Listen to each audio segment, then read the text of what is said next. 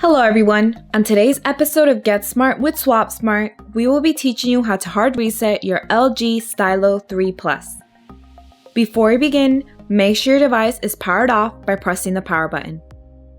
To hard reset your device, you will need to hold the volume down button and power button together until the LG logo appears.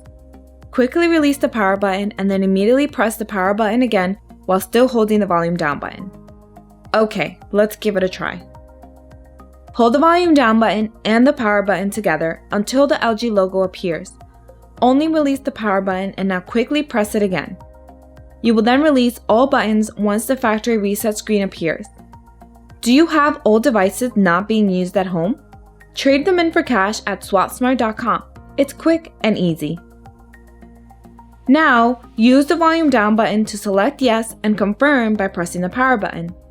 Once again, use the volume down button to select yes and press the power button to confirm.